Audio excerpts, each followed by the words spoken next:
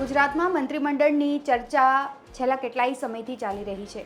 કેટલાય સમયથી વાતો વહેતી થઈ રહી છે કે આજે આવશે ફેરબદલ, કાલે આવશે ફેરબદલ અને ગમે ત્યારે છે જાહેરાત થઈ શકે છે કે ગુજરાતની રાજનીતિમાં મોટી ઉથલપાથલ છે એ નક્કી માનવામાં આવી રહી છે. ત્યારે આ બધાની વચ્ચે હવે એકવાર ફરી મંત્રીમંડળની ચર્ચા છે એ જોર પકડી રહી છે, કારણ કે અંબાલાલ પટેલ દ્વારા આગાહી કરવામાં આવી છે કે આવનારા દિવસોમાં એટલે દિવાળી સુધીમાં મોટી ઉથલપાથલ ગુજરાતની રાજનીતિમાં થઈ શકે છે. મંત્રીમંડળનું વિસ્તરણ છે એ પણ થઈ શકે છે અને અનેક દિગ્ગજ નેતાઓના પત્તા છે એ પણ કપાઈ શકે છે.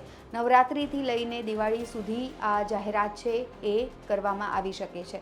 મહત્વનું છે, છેલ્લા કેટલાય સમયથી આ વાતો છે વહેતી થઈ છે. એક બાદ એક જે દિગ્ગજ નેતાઓ છે એ પણ ગુજરાતના પ્રવાસે છે. વડાપ્રધાન નરેન્દ્ર મોદી પણ ગુજરાતના પ્રવાસ પર આવી ચૂક્યા છે. અવારનવાર તેઓ આવી રહ્યા છે અને એની સાથે સાથે અમિત શાહ પણ ગુજરાતમાં જ છે. ત્યારે આમની સૂચક હાજરી છે એ પણ અહીં માનવામાં આવી રહી છે. એટલે સ્પષ્ટપણે એવા સંકેતને એંધાણ વર્તાઈ રહ્યા છે કે આવનારા દિવસોમાં મંત્રીમંડળના વિસ્તરણની અટકળો જે આટલા લાંબા સમયથી ચાલી રહી છે કે ક્યારે થશે, શું ફેરબદલ થશે, એ ટૂંક જ સમયમાં હવે થઈ જશે. ત્યારે આ બધાની વચ્ચે હવે અંબાલાલ કાકા દ્વારા પણ કહેવામાં આવી રહ્યું છે, તેમના દ્વારા પણ આગાહી કરવામાં આવી છે અને સૂચક સંદેશ છે તે તેમના દ્વારા આપવામાં આવી રહ્યો છે.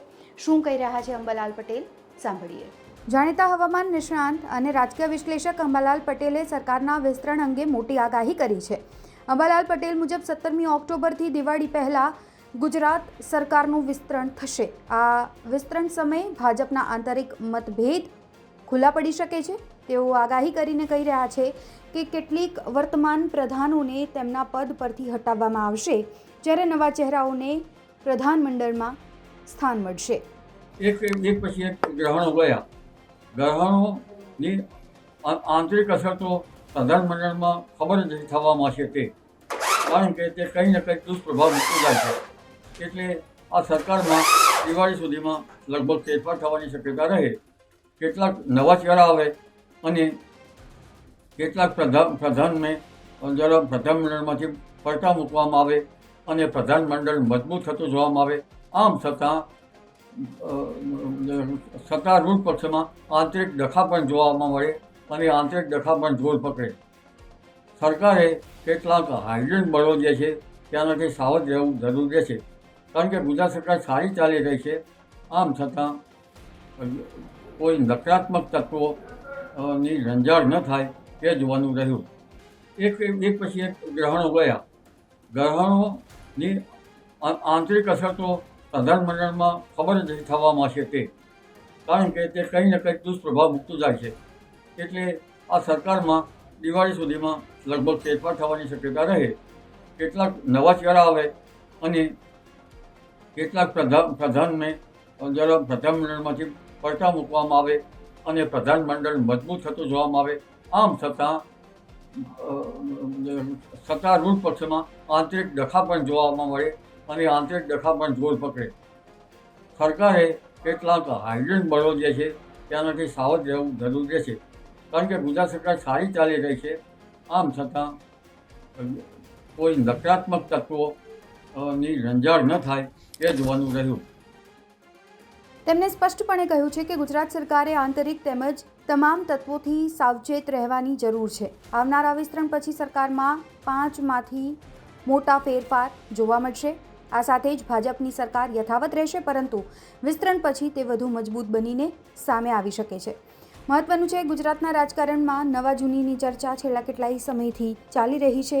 ત્યારે દિવાળી સુધીમાં ગુજરાતમાં મંત્રીમંડળનું વિસ્તરણ થઈ જશે તેવી ચર્ચા પૂરજોશમાં શરૂ છે.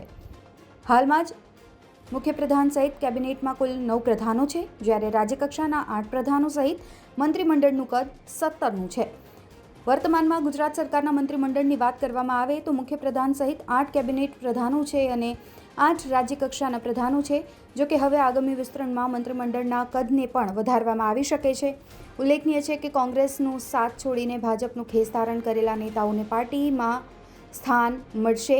આ મુદ્દે ભાજપના નેતાઓમાં અસંતોષ પણ જોવા મળશે અને કોંગી નેતાઓને વધુ પડતું મહત્વ પણ કદાચ આપવામાં આવતું હોવાની વાતો પણ છે વહેતી થઈ છે. જેના કારણે નેતાઓ જે પાયાના કાર્યકર્તાઓ છે તેમાં અસંતોષની લાગણી જોવા મળી રહી છે. ખાસ નોંધવા જેવી બાબત એ છે કે મંત્રીમંડળના વિસ્તરણથી ઘણા મંત્રીઓના નામનું પત્તું કપાઈ શકે છે.